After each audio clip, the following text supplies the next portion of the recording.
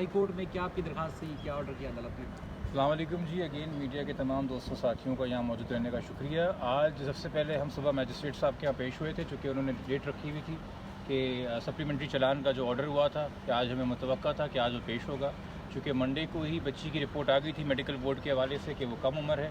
مگر آج بڑی تشویش کی بات ہے اور شاکنگ تھا کہ ایک ڈی ایس پی رینک کے افسر جو ہیں وہ عدالت کو آ کے بتا رہے ہیں کہ انہوں نے ابھی تک میڈیکل بورڈ کی رپورٹ وصول ہی نہیں کی ہے, اور پھر عدالت نے اپنے ریکارڈ سے ان کو ایک کاپی نکال کے جاری کی. تو اب تو وہ تشویش شروع کریں گے مزید. اب جو انویسٹیگیشن ہے وہ تو انہوں نے شروع کرنی ہے, انہوں نے وہ رپورٹ تک حاصل نہیں کی گئی تھی اور اس کے اندر جو ہے اکارڈنگلی 20 تاریخ جو ہے طے کی گئی ہے.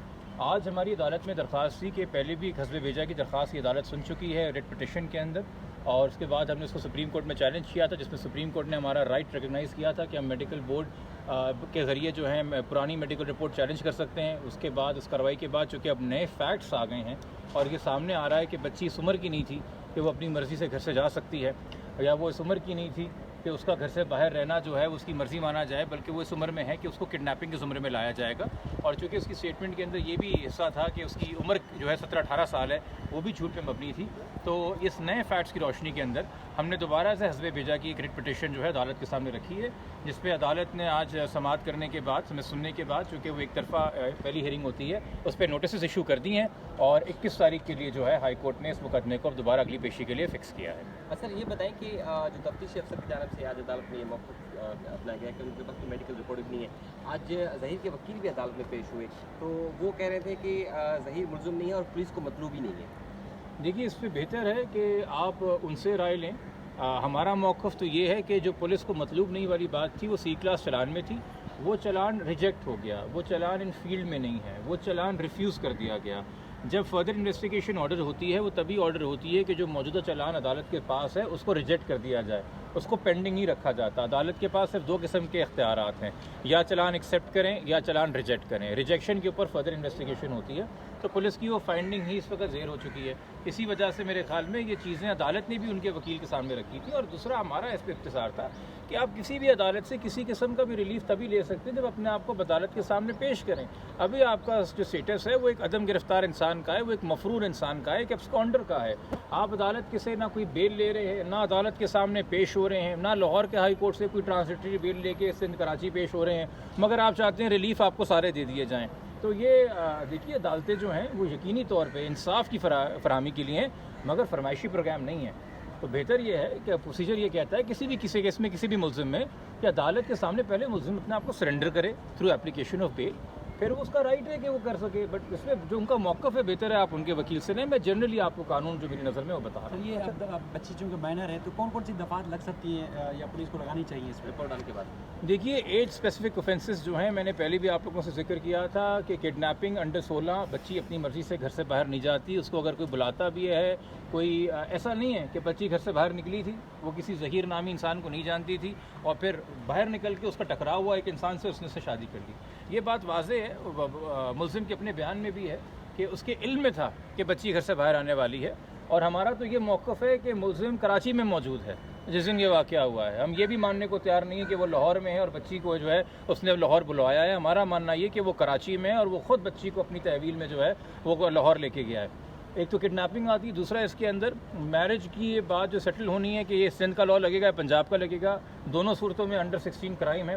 تیسری بات اس کے اندر ہے کہ جی کسی بھی بچی سے ازدواجی رشتے کے نام پہ جنسی رشتہ قائم کرنا جہاں اس کی عمر 16 سال سے کم ہو, وہ کنسنٹ نہیں کر سکتی, وہ سیویئر سیکشول اوفینسز ریپ کے زمرے میں آتا ہے. اب یہاں پہ میں اگین آپ سے ایک طریقے سے بات کرنا چاہوں گا. میرے لیے یہ بہت افسوس کی بات ہے کہ ایک کیس جو میرے پاس آیا اس کے آنے سے پہلے ہی یہ میڈیا میں ہر جگہ تھا اور بچی کے نام سے ہر جگہ ہر کوئی واقف ہے. اب جب بچی کم عمر آئی ہے تو اس کے بعد جن قسم کے سیکشنز کا اطلاق ہونا ہے اور تفتیش جو رخ لے گی, اس کے بعد بہتر تو یہ ہے اور بہتر یہ ہوتا کہ بچی کی آئیڈینٹی گپت رکھی جاتی اور رازی رکھی جاتی. میں یہ بار بار کہہ رہا ہوں کہ دیکھیے یہ کیس ختم ہو جانا ہے چاہے کسی کے بھی حق میں ختم ہو, بچی کا پورا مستقبل اس کے آگے ہے. تو میں گزارش یہ کروں گا کہ یا تو میڈیا جو ہے اس میں ABC یا XYZ کر کے کوئی نام لے, یا کم سے کم باپ کے نام سے منسوب کر کے کیس کی رہنمائی کرے, اور آپ بھی کوشش کریں کہ اب بچی کا نام مزید سامنے نہ آیا جائے. چونکہ یہ ڈیولپنگ فیکٹس ہیں، اس کے سامنے اب ہمیں اکارڈنگلی احتیاط کرنے کی ضرورت ہے. یقینی طور پہ جب بچی کے حوالے سے صرف گمشدگی کا کیس تھا تو ضرورت تھی کہ بچی کی تصویر اور بچی کا نام عام کیا جاتا تاکہ بچی کو ڈھونڈا جاتا، اور تب میڈیا نے اپنا ساتھ نبھایا، بلکہ میڈیا کے توسط سے ہی اتنا پریشر بڑھا. چونکہ آپ کو تو پتہ ہے پولیس پہلے دن سے اس کیس میں آگے پیچھے ہونے کو تیار نہیں ہے، تو یہ بچی آئی ہے. بٹ اب میرے خیال میں چونکہ یہ اوفینسز اٹریکٹ ہو رہے ہیں، ہم سب کو ایک ذمہ داری برتنی چاہیے. بچی کے پروٹیکشن کے حوالے سے بتا دیجیے گا کہ کب تک ممکن ہے کہ بچی کو کراچی دوبارہ لایا جائے گا؟ دیکھیے جب کاگنیزنس اس کیس میں لیا جائے گا اور میجسٹریٹ صاحب اگر اس موقف پہ اختیار کرتے ہیں کہ یہ ابڈکشن کا کیس ہے، تو سب سے پہلے تو اگر بیل پہ نہیں ہوگا کوئی بھی اکیوز، اس کے وارنٹ ایشو ہوں گے.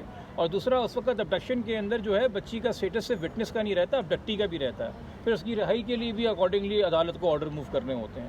تو ہماری وہ درخواست ہائی کورٹ کے سامنے بھی ہے کہ حسب بیجا کی درخواست میں وہ بھی کسی کی پرائیویٹ لیگل کسٹڈی سے بچی کو پروڈیوس کر سکتے ہیں. ہماری یہ درخواست جو ہے وہ میجسٹریٹ صاحب سے. اچھا سر، کیا کہیں گے تفتیشی آفیسر پہ آپ کا پہلے بھی اعتراض تھا، اب دوبارہ وہی تفتیشی آفیسر ہیں، تو ابھی بھی آپ نے کوئی دوبارہ درخواست دیں گے؟ اب عمر آ گئی ہے، بچی کی رپورٹ بھی آ چکی ہے، اب کیا دوبارہ اس پہ بھروسہ کریں؟ ہم نے 30 تاریخ کو 17 تاریخ کے بعد پھر بیچ میں ہم عدالت بھی گئے تھے، اور پھر 30 تاریخ کو ہم نے دوبارہ ایک درخواست موو کی. اور ابھی بھی جو آج آپ کے سامنے ویو تھا کہ کون سا پاکستان کا صحافی ہے جس نے میڈیکل بورڈ کی رپورٹ موصول نہیں کی؟ مجھے نام بتا دیجئے. جس انسان کا اس کیس سے تعلق ہو یا نہ تعلق ہو، وہ میڈیکل رپورٹ کی فائنڈنگ جانتا ہے. اگر کوئی نہیں جانتا تو اس کیس کا تفتیشی نہیں جانتا، اور رپورٹ آنے کے 48 گھنٹے بعد تک نہیں جانتا. تو یہ ایک سوالیہ نشان ہے. میں پھر کہوں گا میری سمجھ سے یہ بالا تر ہے کہ ایک ڈی ایس پی کے پیچھے جو کہ اپنا پروٹوکول توڑ کے، آج بھی مجھے پتہ چلا جب میں عدالت سے نکلا کہ پیچھے پورے میڈیا سے آئی او صاحب مخاطب ہوئے اور انہوں نے اپنا ویو دیا ہے. تو یہ ایک ڈی ایس پی صاحب کے پیچھے جو بار بار پروسیجر اور پروٹوکول اور ڈسپلن توڑ رہے ہیں، سندھ پولیس کیوں بدنامی مول لے رہی ہے؟ سندھ پولیس کیوں سوالیہ نشان کھڑا کر رہی ہے؟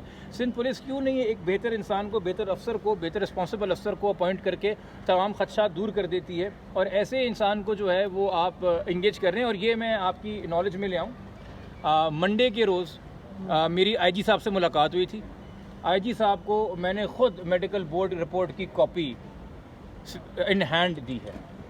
48 گھنٹے بعد تفتیشی کہہ رہا ہے کہ کوئی رپورٹ ہی نہیں ملی. یہ بڑے افسوس کی بات ہے. میں اس لیے بھی افسوس کر رہا ہوں کہ نہ جانے یہ اے وی سی سی اور سی آئی اے کے تفتیشی ہیں، تمام جو بچے اغوا کڈنیپ ہوتے ہیں انہی کے پاس آتے ہیں. یہ ڈی ایس پی اور کتنے کیسز کے اندر اس طرح کی بری پرفارمنس دے کے وہ کیسز خراب کر رہا ہے. اس کے خلاف تو انکوائری ہونی چاہیے ڈپارٹمنٹ انٹرنلی. Thank you.